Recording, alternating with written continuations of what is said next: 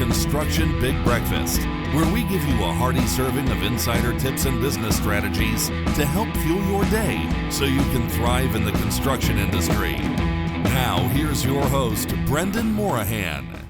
Right, good morning, everyone. Welcome to the latest version of the Construction Big Breakfast. Before we get into the content and introduce my guest today, what I would just like to do is reaffirm that our thoughts are with all those affected by COVID-19 and to really express our appreciation for all of those that are helping us through these difficult times. And today we want to continue the theme of how we as a business are adapting to the current situation. And I'm delighted that this morning I'm joined by someone I've known for many years. She's Angela Sammon. She's the Chief Commercial Officer for the IIBN, the Irish International Business Network. And I'd like to introduce you, Angela, and ask you maybe to explain your role and what IIBN is all about. But before you do that, as you may be aware, we always start our breakfast by talking about what we had for breakfast. So what did you have for breakfast this morning? I had porridge, Brendan, for breakfast, yes. Specifically, Flahavans. I'm not sure if we're allowed to brand check here, but yeah, Flahavans.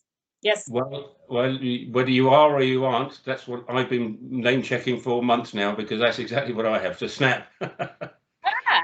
Yeah. I think for St. Patrick's week, when obviously celebrations were cancelled all over the place, I was in the supermarket and it was my nod to on St. Patrick's Day. So I bought a selection of Irish products because that was the party I was having this year, which was a party inside, and one of the things I picked up that day was Flahavans. So yeah. Very good. And do you just take it as it comes, or do you have any additions to it? Yeah, sometimes I tend to put some fruit in there, and I always make it with water, never milk. Oh, really? I know I'm a milkman myself, but anyway, that's another story. Well, look, Angela, as I say, I've known you for many years, but in the recent past, you've moved across to the IIBN. I was a member of there through Invennt for a number of years, and I'd like to talk about my experiences with IIBN. But you joined, what, 18 months, 2 years ago? Coming up on 2 years shortly. Yeah, it'll be 2 years this summer. So tell us about your role, and maybe for those that aren't aware of IIBN, what it is and what it does. Sure. So IIBN was founded in 2007 in London by some Irish entrepreneurs, and it is a business network for Irish entrepreneurs, Irish entrepreneurs and business professionals globally. So we started in London in 2007, followed up by a launch in New York the following year. And we're now in London, Dublin, New York, Central Eastern Europe, and hopefully soon to launch in Toronto. So we connect people at events, but also internationally online through the website for them to do business together, but also to share advice and to share expertise. Yeah. And your role in that? And my role in that is I predominantly oversee the London chapter. So running events for the London chapter, but also leading on sponsorship and membership subscriptions for the organisation. So members pay an annual subscription fee to get the full benefit of the networking and the connectivity that we can offer, although members can sign up to the website as well, which is free of charge, but there are different tiers. So I oversee the subscriptions for London, sponsorship for London, and look after the London membership and also the London programs, which we run for future leaders and for female entrepreneurs with the support of the Department of Foreign Affairs. Excellent. And as I say, I've been a member for several years now. We're a corporate member, and I've got to say that it's an organisation that always feels very friendly, very homely. As you say, the reason for it existing is to nurture those business relationships, but it always seems to be done in a very benign way. It never feels like a hard sell, and as a consequence, we as a business have bought a lot, but we've also had the opportunity to sell quite a bit as well. So I've got to say it's a very effective network from our point of view, and the fact that it's growing its global reach is really important for us. As you may be aware, we have a a business out in Canada now for the last 18 months. So we're looking forward to joining with you to see how we can mutually benefit from your startup in Toronto. Yeah, we're looking as well, and we were hoping that that would launch in April. That's obviously unlikely, but as soon as we possibly can. I mean, everything is set up and ready to go in terms of the launch, so it will just be a case of when the timing is correct and we can move ahead with that. But in terms of, I suppose, the friendliness of the network, as you mentioned, we notice at a time like this, when people are under pressure, the willingness that's there to support each other with advice, and that's obviously very heartening. And also, some of our members have been with us since the beginning. Some of the organizations involved have gone through a couple of recessions, so they've known tough times in their businesses. Yep. They know how you have to respond and how you have to get on with the work in hand. And it's great to have that quality of knowledge within the network that is there for some of the members who maybe haven't been in business for as long. So one of the things we have been doing is really encouraging our members to look to the network first. So obviously at this time, a lot of them may need professional advice or expertise. And rather than spending ages online looking for that advice, we're encouraging them to please contact ourselves. And we have a lot of that expertise at our fingertips, really, so we can make a quality referral to them. There's no need to go to market to look for this stuff. We have access to that information in-house. So just to remind everyone of that, to let us know, and we can help them with that. Yeah, that's an interesting point, because that network has always existed, and most of the people within the network have got an extended network beyond that and have always worked that very effectively, to my mind. Because of the restrictions on people's movement now, that has somehow constrained it in certain examples, but otherwise it's almost re-enabled it, because people have got more time, or have been, the importance of engaging has been reaffirmed. And this is the first time that you and I have communicated over the video link. What's your experience so far of how technology has enabled the progression of the networking that you refer to, and what are the success stories, and what are some of the maybe embarrassing moments that you've experienced over the last couple of weeks? Well, apart from this morning when I couldn't turn my camera on, well, that's great. I think what I think is that people are learning awful quickly. And I suppose a shout out to yourselves there at the team. I mean, a week ago, or probably 10 days ago, I thought, okay, we're going to have to move this stuff online, and we're going to have to do it very quickly, because usually our delivery is in an event format. And spoke obviously to some of the guys at Invennt, because I know you do a lot of this stuff online. People are learning very, very quickly how this stuff works, and the various pieces of tech that are out there to help them. So complete technophobes who would have thought this wasn't for them are adapting pretty quickly. Yeah. And I think in terms of how this will affect delivering meetings in the future, people will be a lot more comfortable, and they will do an awful lot more of this stuff.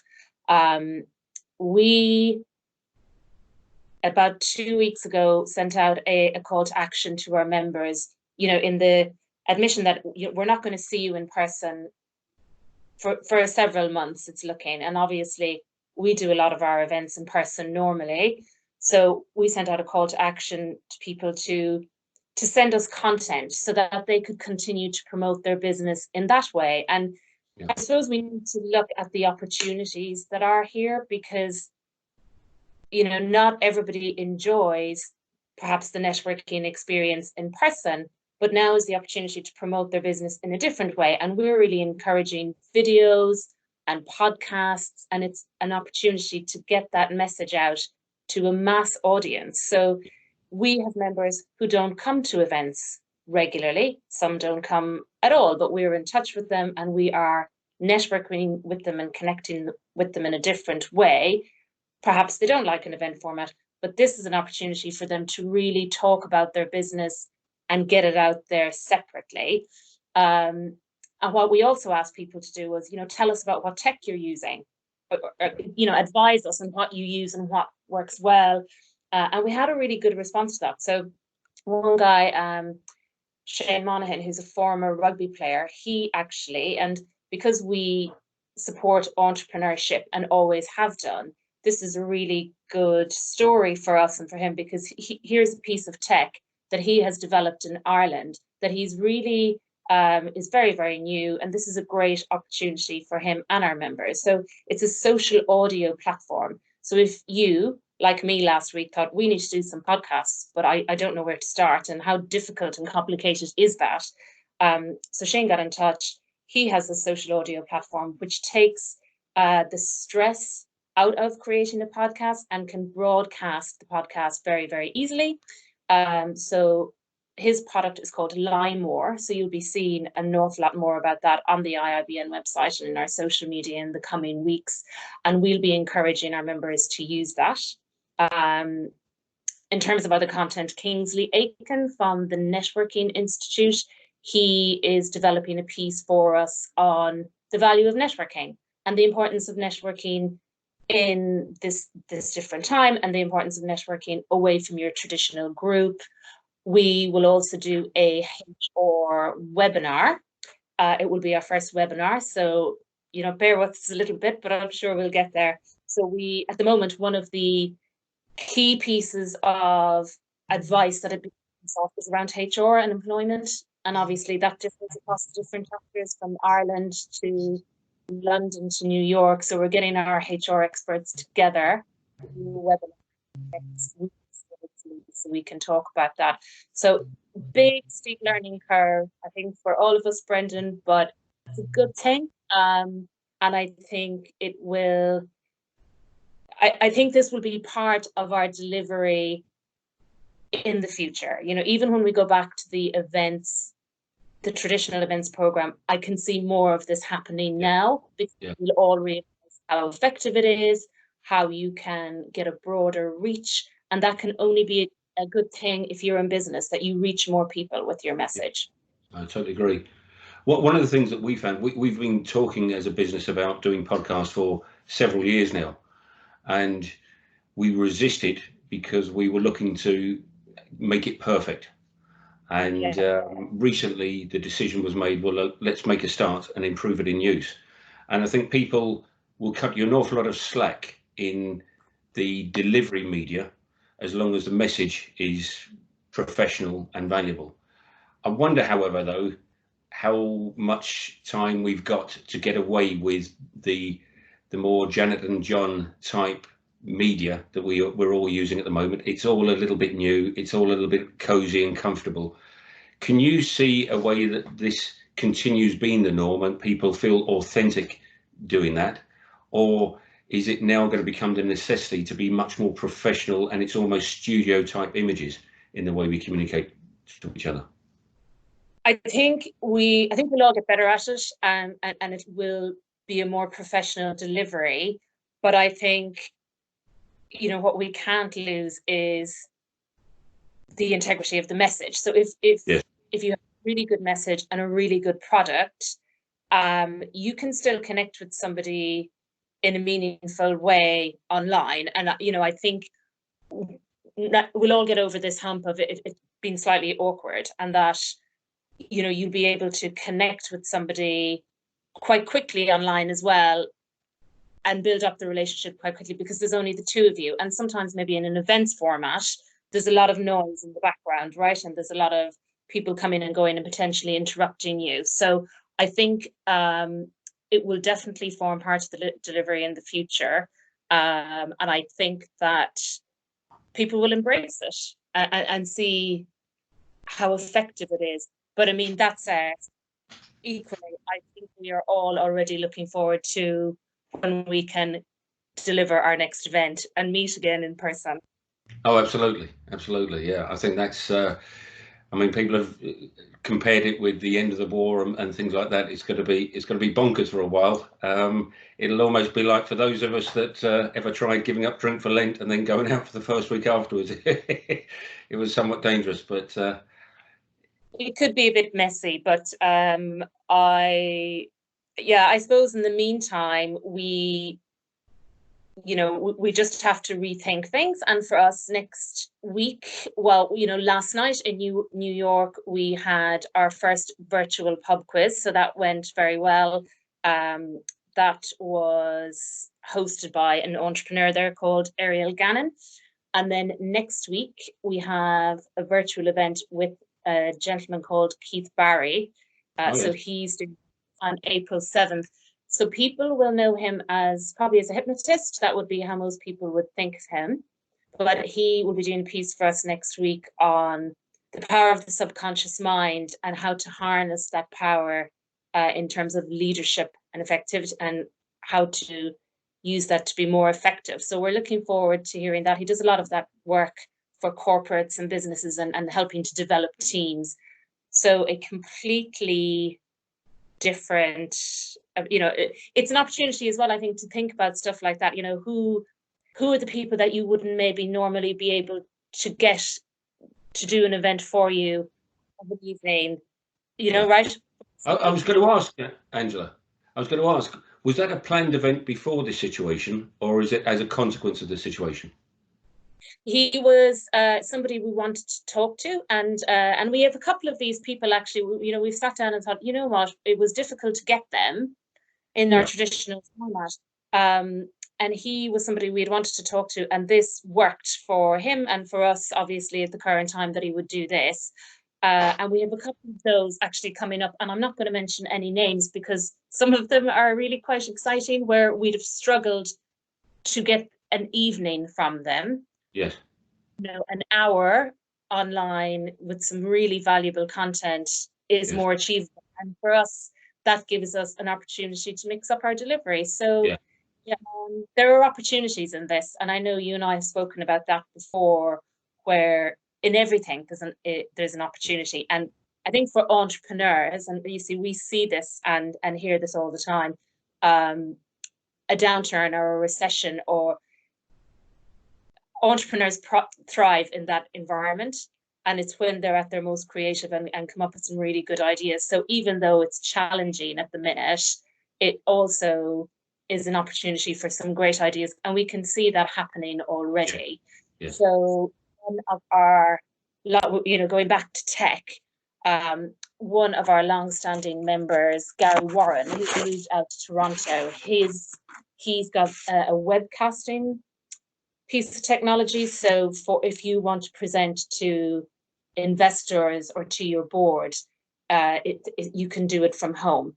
So it's called stay-at-home webcasting. You record your presentation through your phone or your webcam, send it to Gary and his team, and they do the rest of the work for you. So, and that's brand new. That's just come about in the last couple of weeks. So there's a lot of exciting things that will come out of this, I think. No, I totally agree. It's interesting you say that about the opportunity to get class speakers. We've noticed a big change in the last few weeks in that some of our contacts and clients we've been speaking with for many months, and indeed some of them a couple of years, where some of the service offerings that we've been discussing with them, they've been putting on the long finger because they've just been too busy with the day job. And now they're starting to realise that they've got some time, so they can dedicate some quality time to having those sorts of discussions with us. But maybe more importantly, they realise that there is going to be a new normal after this, and people need to be prepared for that. And, everybody now needs to be working on their business rather than in their business to make sure that they understand what the future holds for their businesses, because not all the business models will sustain through this. So it's definitely changed the conversations that we've been having. And we've also found, and it was a pleasant surprise to us, that people are much more open to having a conversation now. And the sales process, in a way, is coming much more easy because we're having more mature conversations. We're discussing the status quo. We're discussing what the future could look like. And people are engaging in a very different way to look for the opportunities you've referred to, and where they can grasp those opportunities themselves. Great. If they need help from us, we're always ready and willing to provide that help. But then going back to the networking, we know people that if we can't help them, others can.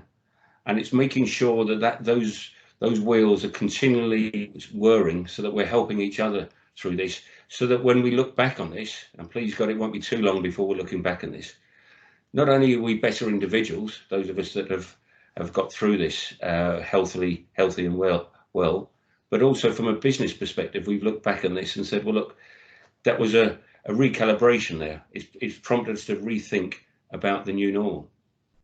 And taking that forward then into IIBN, that is principally a networking organisation. I know you touched on it earlier, but what do you see being the biggest risk to an organisation such as yourselves? But also, as you said there, what is the biggest opportunity? I think the biggest risk is the presumption that networking only takes place in an events format, and that away from an event, that there isn't purpose to the organisation, and that is obviously something that we're addressing quite aggressively, I suppose, at the moment. Is, you know, we have always connected members away from events. There are members who don't attend events. Networking and connectivity and connecting happens in many different ways, and we've been doing this for years anyway. So, you know, it's not necessarily who you meet at the event. It is ringing the team, asking for a connection to XYZ, us making that connection and having the knowledge to make a quality introduction. The expertise that that we have the access to that. And, you know, we have members who don't meet that often, but they're doing business. So they may meet once a year at the annual conference, for example. They're in different markets. You know, they've met once at a conference. They don't need the event format to continue to do business. They've made the connection and they are connecting online or in whatever way they are doing business together. They don't need to be in the same room. They never have needed to be in the same room necessarily. No. That is the joy of IIBN. That's what we are there to do, to connect them anyway. What was the second part? I can't remember of your question. We were talking about risk, and then there was the opportunity side of it as well. The opportunity, I think, is to grow this area of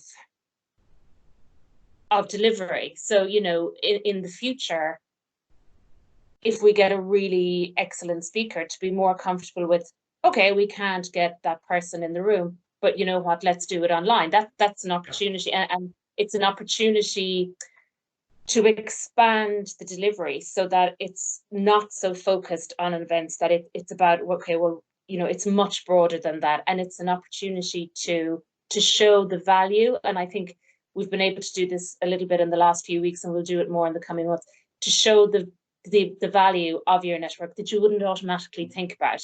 Yeah. And that's really important for us and a real opportunity for us. Yeah. You mentioned the conference there. I just wanted to come back to that. You ran a tremendous conference, in my opinion, the end of last year. And I think what was particularly good about that is it was networking second, in my opinion.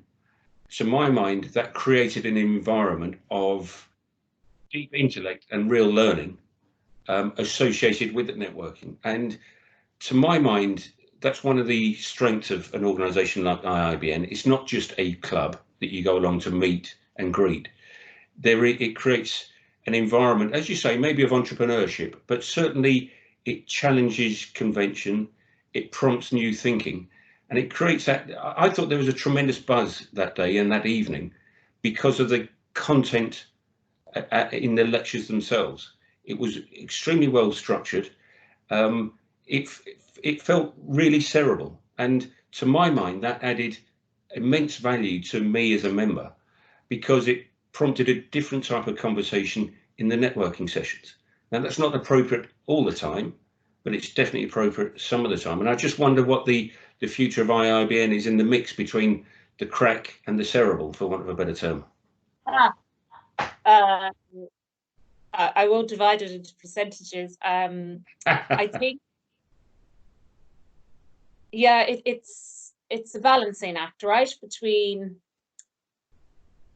you know, I love good content, and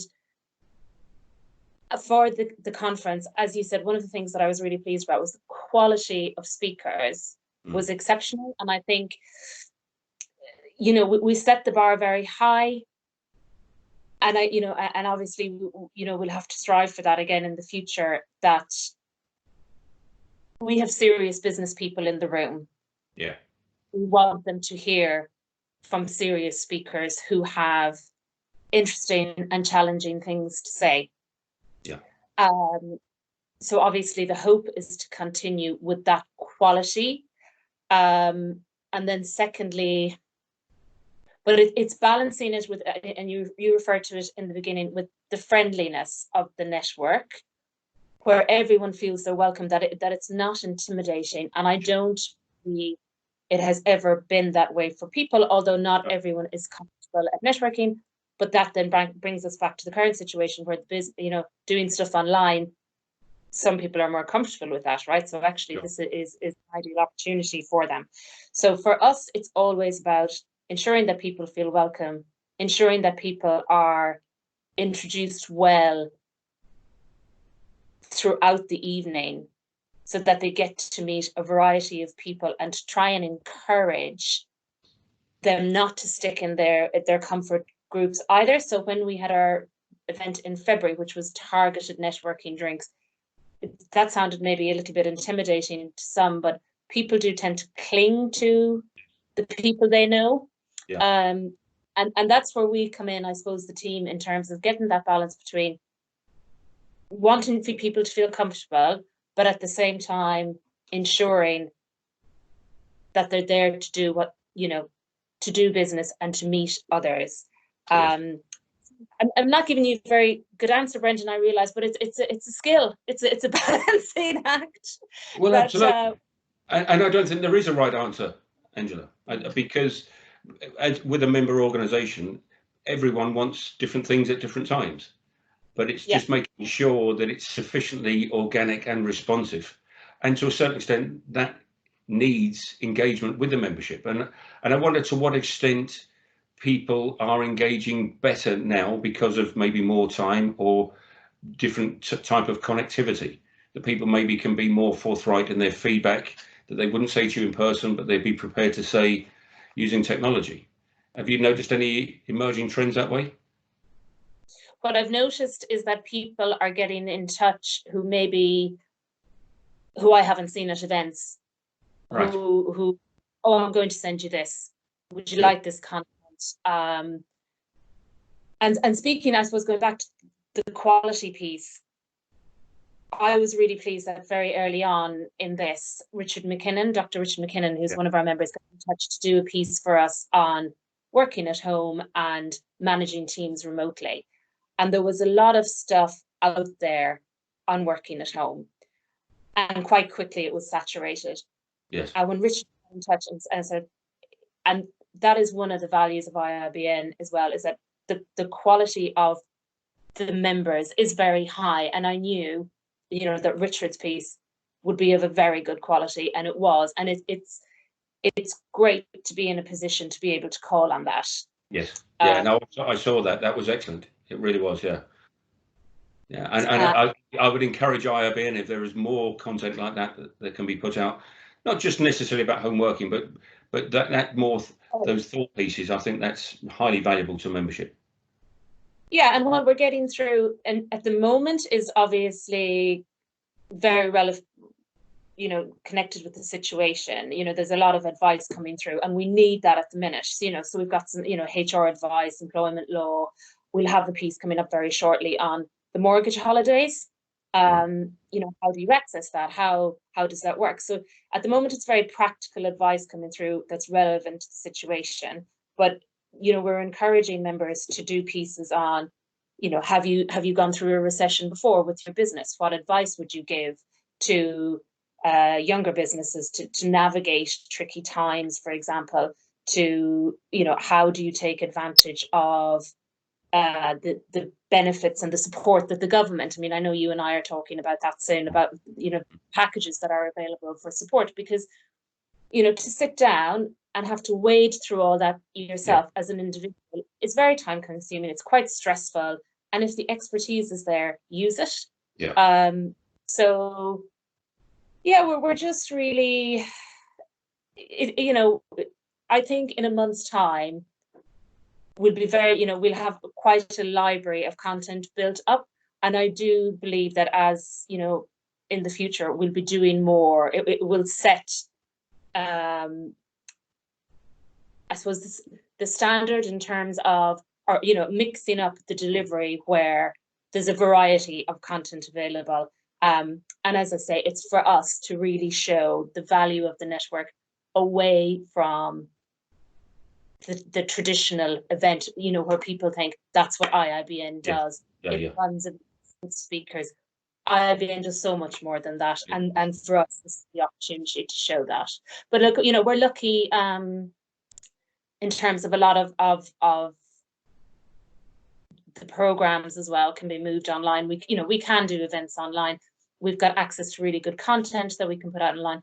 And the network or the mentoring programs, for example. So we do the Future Leaders program and the GIFT program for female entrepreneurs, which is a pathfinding program, and the LEAP program in New York, which is an executive acceleration program. All of that can be moved online in terms of any mentoring can be done one-to-one. We do executive classes that can be done online as well. So we're in a good position, and I am pleased that the members are getting engaged. And but as I said earlier, all of that said, still looking forward to a time in the future when we can meet in person again. Likewise. Well, look, maybe just if we start to bring this to a close, is there anything else that you want to say on behalf of IIBN, and also, what is the plan to attract new members, and particularly maybe those members you speak about, people who've got experience that can impart it to new businesses? I'm thinking that, going back to what you said, out of all this adversity, there will be opportunity. There will be startups. There will be young people who've got great ideas, but they need a marketplace to bring it to. What are your thoughts as to how you can engage with new members, and particularly new entrepreneurs? And as I say, maybe finish that off with any other final thoughts you want from IIBN. So I would particularly like people to go onto the website, because they can register for free on the website. And by doing so, we'll make sure that's linked in here, Angela. Yeah. Thank you. So IIBN.com, it takes 5 minutes to create a profile, and they will then be able to see on there the type of content that I'm talking about, and they will be able to see the quality of expertise and connections that are on there. So in terms of uncertain times, that is the time to use your network. That's the time to look and see what you have around you. So actually, we have found in the past, IIBN has done quite well in difficult times, because when people are uncertain, when business isn't guaranteed and everyone has to work that bit harder, you need the support, right? And that's what we are there to do. We're there to offer that support. So definitely get on the website if people aren't already, create that free profile, and they can see quite easily what's available to them, and they can connect with us quite easily. Excellent. Okay, well, look, we'll bring that to a close then, Angela. I'm really pleased that you're able to join us. I'd just like to reaffirm the value that IIBN have brought to me personally and us as a business. So thank you for your support, IIBN. And obviously, if there's anything that we Invennt can do to help you in your mission, we'd be delighted to do so. Thanks, Brendan. Thanks for inviting me. It's nice to do different things during the different days to break up, to get away from that groundhog feeling. So this was a lovely opportunity. Thanks so much. No, that's great. No, that's excellent. Okay, well, look, thanks very much again, Angela. And thank you, everyone, for joining us. I hope you found this of interest. If you do, please let us know the good, the bad, and the ugly. We always want to improve what we're doing. If you've got any ideas for future podcasts, or would like to join as a guest, we'd be delighted to have you. So please do keep safe. Please remember all of those that are working hard to keep us safe. And those that are struggling in these difficult times, you're in our thoughts and prayers. See you soon. Bye for now. Thanks for joining us this week on the Construction Big Breakfast. Make sure to visit our website, www.inventt.com, where you can subscribe to the Construction Big Breakfast on all platforms, so you'll never miss a show. While you're at it, if you found value in the show, we'd appreciate a positive